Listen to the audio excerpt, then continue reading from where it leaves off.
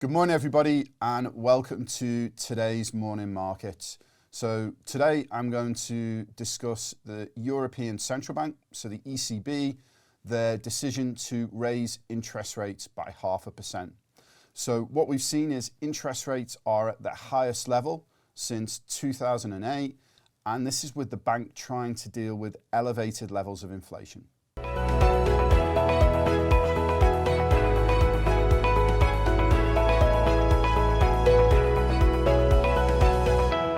Let's look at the decision in more detail. So firstly, the 0.5% rise in interest rates was very much expected by forecasters. One thing that was quite interesting though is it was seen as a test of policymakers during the market turmoil in respect of the banking sector as to whether they'd be willing to raise interest rates so strongly. What we've seen overall is, to give you the numbers, the interest rate on the main refinancing operations and the interest rates on the marginal lending facility were all increased to 3.5%, 3.75%, and 3% respectively. In respect of recent news around the banking sector, the ECB came out and were very keen to emphasize the resilience of European banks. So they talked about the capital and liquidity positions being strong.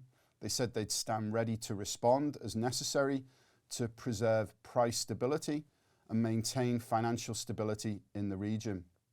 Just looking further into the note that the ECB produced, they now see inflation averaging at 5.3% for this year, 2.9% for next year, and 2.1% for 2025. They see underlying price pressures remaining strong, with core inflation now expected to average 4.6% for this year. So that's higher than the December projections.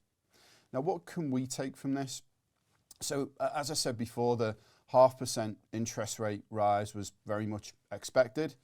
In absolute terms, however, Europe and the ECB interest rates are much lower compared to what they are in the UK and the US.